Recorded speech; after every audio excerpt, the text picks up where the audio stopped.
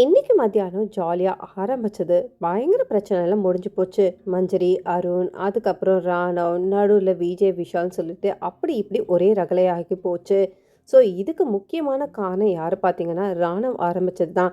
பவித்ராக்கு தண்ணி தாக அடிக்குதுன்னு சொன்ன உடனே ராணவ் அங்கே எகிரி குதிச்சது தான் பிரச்சனையே. ஸோ இது அங்கேயே தான் ஸ்டார்ட் ஆச்சு. ஸோ பவித்ரா பொறுத்த வரைக்கும் என்ன பண்ணியிருக்கலான்னா அவங்க அப்போவே அவாய்ட் பண்ணியிருக்கலாம். அவாய்ட் பண்ணதும் இல்லாமல் அவங்க கொஞ்சம் என்கரேஜ் பண்ணுற மாதிரி தான் பிஹேவ் பண்ணுறதா இங்கே இருக்கிற பாய்ஸ் கேங்களும் சொல்லிட்டு இருக்காங்க. அது மட்டும் இல்லாமல் இந்த பிரச்சனையில் பவித்ரா, அருண், அதுக்கப்புறம் மஞ்சரி, ராணவ் தான் முக்கியமாக இருந்தாங்க.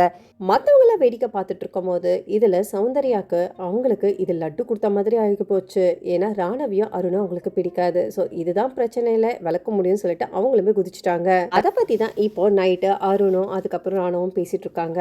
இப்போ தான் ராணவ் சொல்லிட்டு இருக்காரு, அவங்க கிட்ட நான் முதலே கேட்டேன் உங்களுக்கு ஓகேவா, இது பிரச்சனை இல்லையான்னு சொன்னதுக்கு அவங்களுக்கு எதுவும் பிரச்சனை இல்லைன்னு சொல்லிட்டு என்கரேஜும் பண்ணாங்க. அது இல்லாமல் நான் அக்கான்னு சொல்லிட்டு நான் நிறைய தடவை சொல்லிட்டேன். ஆனால் அதுவுமே அவங்க கண்டுக்கவே இல்லை. ஸோ ஒரு சில டைம் அவங்க என்கரேஜ் பண்ணுறதுனால அவங்களுக்கு பிடிச்சிருக்கு நான் நினச்சிட்டேன். நான் என்ன பண்ணுறது, நான் என்ன பண்ணணும், இனிமேல் அவங்கக்கிட்ட பேசக்கூடாதான்ற மாதிரி கேட்குறாரு. ஸோ அருண் என்ன சொல்கிறாருன்னா, விஜய் சேதுபதி வந்தால் நான் கண்டிப்பாக சொல்லுவேன். ஸோ அவங்க உங்ககிட்ட வந்து கேட்குறாங்கன்னா அப்போ நீ வந்துட்டு அப்போவே நீ ஸ்டாப் பண்ணியிருக்கணும். நீ எதுக்கு என்கரேஜ் பண்ணுற?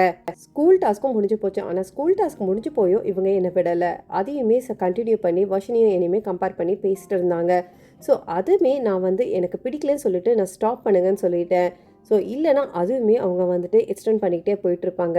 உனக்கு ஒரு விஷயம் பிடிக்கலன்னா நீ தான் ஸ்டாப் பண்ணணும். ஸோ உன்னோட சின்ன பையன் தெரியுது இல்லையா, சரி ஓகே நீங்கள் 2 பேரும் சேர்ந்து தான் கண்டென்ட்டுக்காக டிசைட் பண்ணிட்டீங்க. அப்படி இருக்கும்போது உனக்கு பிடிக்கலன்னா அது பிடிக்கலன்னு சொல்லணும். ஒரு பக்கம் உனக்கு ஓகேன்னு சொல்லிட்டு சிரிச்சுட்டு அதுக்கப்புறம் ஒரு மாதிரி மறைச்சிக்கிட்டு நீ பண்ணுறதெல்லாம் ஓகேவா இருக்கா?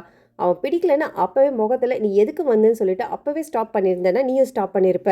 அருண் சொல்றது ஒரு விதத்துல ஓகே தான். ஸோ பவித்ராக்கு பிடிக்கலன்னா அப்பவே எனக்கு பிடிக்கலன்னு சொல்லிட்டு போக வேண்டியதானே. ஒரு சமயம் ஒரு மாதிரி சிரிக்கிறதும் அதுக்கப்புறம் ராணவக்கிட்டையும் பவித்ரா பேசியிருக்காங்க. எனக்கு ஓகே தான், எனக்கு ஒன்றும் பிரச்சனை இல்லை அப்படின்னு சொல்லியிருக்காங்க. இது நம்ம கண்டினியூ பண்ணலாம். ஆனால் இங்கே இருக்க கேர்ள்ஸுக்கு தான் பிடிக்கலன்னு சொல்லியிருக்காங்க. இதெல்லாம் ஒரு பக்கம் நமக்கு 1 ஹவரில் காட்டலனாலும் 24/7 இந்த மாதிரிலாம் போயிட்டு இருக்கு. ஒரு பக்கம் பார்த்தீங்கன்னா ஜெஃப்ரி சௌந்தர்யா போயிட்டுருக்கு. ஜெஃப்ரி சௌந்தர்யாவுக்கு தெரியாமல் சாப்பாடெல்லாம் கொடுத்துட்ருக்காரு. ஆனால் அந்த பக்கம் பார்த்தீங்கன்னா சௌந்தர்யா எப்படி சாப்பாடு கொடுக்கலாம்னு சொல்லிட்டு ஒரு பிரச்சனையும் பண்ணிட்டு இருக்காங்க. இது விஜிஎஸ் வந்து கேட்பாரா இல்லையான்னு தெரியல. ஆனால் ஒரு சமயம் பாய்ஸ் பண்ணுறதுமே கொஞ்சம் ஓகேவா இருக்குது, ஒரு சமயம் கேர்ள்ஸ் பண்ணுறது ஓகேவா இருக்குது. ஸோ 2 பேர் மேலேயும் தப்பு இருந்துட்டு இதில் யார் பக்கம் நியாயன்றதை கமெண்ட் செக்ஷனில் கமெண்ட் பண்ணிவிட்டு பிக் பாஸ் தமிழ் 8 அப்டேட்ஸ்லாம் பார்க்கறதுக்கு என்னோட சேனலை மறக்காமல் சப்ஸ்கிரைப் பண்ணி சப்போர்ட் பண்ணுங்கள். தேங்க்ஸ் ஃபார் வாட்சிங் மக்களே.